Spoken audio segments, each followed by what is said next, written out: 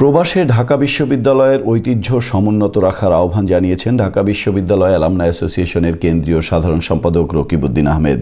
US পরিক্রমার সাথে দেয়া একান্ত সাক্ষাৎকারে তিনি এ আহ্বান জানান। বিদেশে যারা আমাদের বাঙালিরা, বিশেষ করে ঢাকা ইউনিভার্সিটির অ্যালামনাইরা থাকেন, তারা নিঃসন্দেহে শুধুমাত্র বাংলাদেশকেই প্রতিনিধিত্ব করছে না, তারা ঢাকা বিশ্ববিদ্যালয় তথা ঢাকা ইউনিভার্সিটি অ্যালামনাই অ্যাসোসিয়েশনকে তারা প্রতিনিধিত্ব করে আসছে এবং আমি খুবই আশাবাদী। আমরা যে বিদ্যাপীঠ থেকে পড়াশোনা করে এসেছি সেই ঢাকা বিশ্ববিদ্যালয়, সেই ঢাকা বিশ্ববিদ্যালয়ের সেবা, ঢাকা বিশ্ববিদ্যালয়ের প্রতি আমাদের যে দায়বদ্ধতা, সেটা কি করে সকল অ্যালামনাইরা মত পথ এগুলো ভুলে যে কিভাবে এই বিশ্ববিদ্যালয়ের প্রতি দায়বদ্ধতা মোচন করা যায়, সেই ব্যাপারেই আমি সবার সঙ্গে আলোচনা করছি।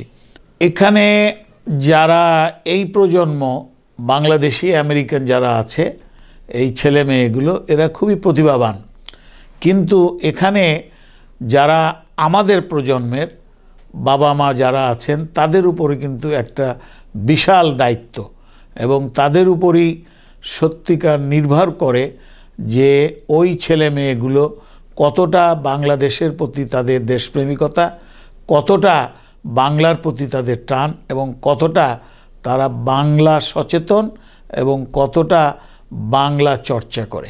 আমাদের বাংলাদেশি যারা আমেরিকাতে আছেন তাদের প্রত্যেকের কাছেই আমার একটি অনুরোধ, সে ঢাকা বিশ্ববিদ্যালয় হলে তো আরও ভালো, বা ঢাকা বিশ্ববিদ্যালয় না হলেও তারা বাংলাদেশের বিভিন্ন বিশ্ববিদ্যালয় কিংবা বিভিন্ন শিক্ষা প্রতিষ্ঠান থেকে তারা পাশ করে এখানে এসছে। তাদের কাছে অনুরোধ যে বাংলাদেশটা আমাদের এবং এই বাংলাদেশের একটি অংশ তারা এখানে এসে যেন বাংলাদেশকে ভুলে না যায়। প্রবাসে বাংলা ভাষা ও সাংস্কৃতিক চর্চার মধ্য দিয়ে যে সকল সংগঠন আমেরিকায় বেড়ে ওঠা নতুন প্রজন্মকে পরিচিত করে তুলছেন বাংলাদেশের সাথে, তার মধ্যে অন্যতম হচ্ছে বিপা। নিউ ইয়র্কের সংস্কৃতিপ্রেমী কয়েকজন প্রবাসীর উদ্যোগে গড়ে তোলা বিপার কার্যক্রম নিয়ে রিজু মোহাম্মদের তথ্যচিত্র নিয়ে রয়েছে একটি বিশেষ প্রতিবেদন।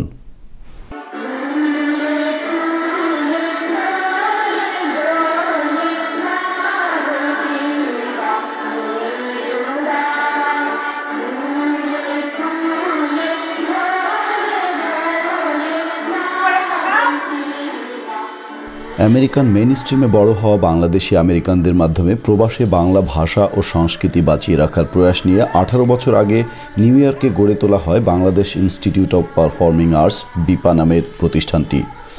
ক্ষুদে শিক্ষার্থীদেরকে বাংলা ভাষা, সঙ্গীত ও নৃত্য শিক্ষা দেওয়াই ছিল বিপার প্রাথমিক কর্মকাণ্ড।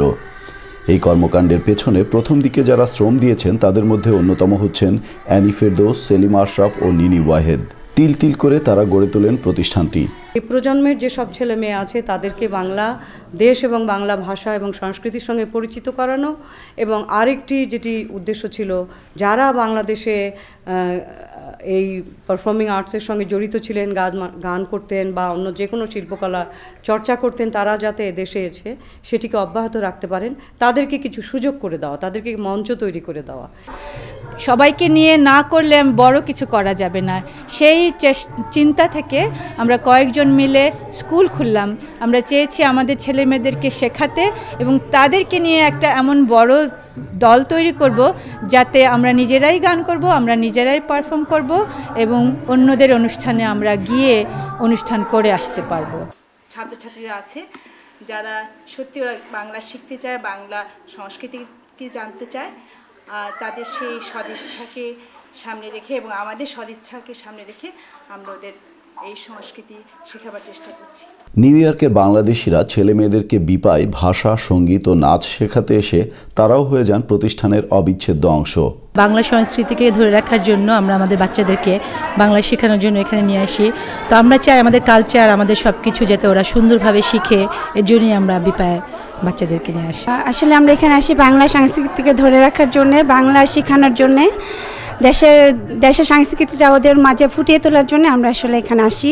আমরা চাই বাচ্চারা বাংলা সংস্কৃতির সাথে যুক্ত থাকুক, ওই আমাদের দেশের ধারাবাহিকতাটা ওরা ধরে রাখুক, আমরা যেই কালচারটাতে গ্রো আপ হয়েছি ওর কিছুটা হলে ওরা ছোঁয়া পাক।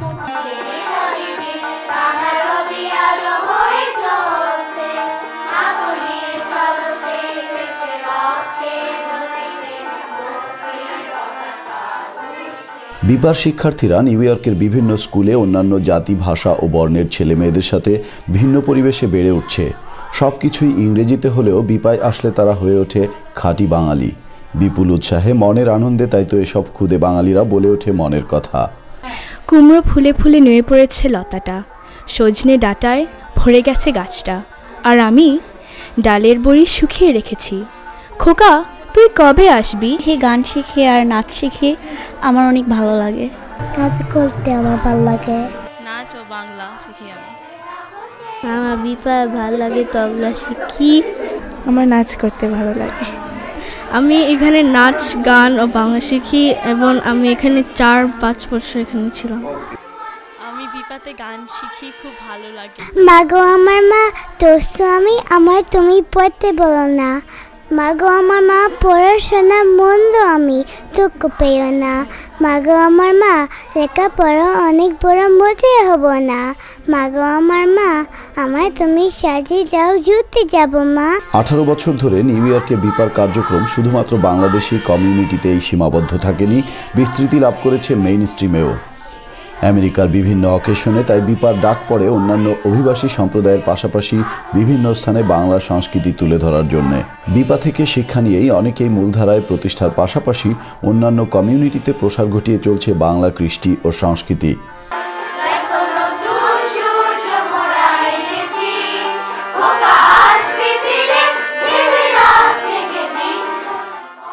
বিপার মাধ্যমে এভাবেই আমেরিকায় পরিচিতি লাভ করছে বাংলাদেশ, বাংলা ভাষা ও সংস্কৃতি।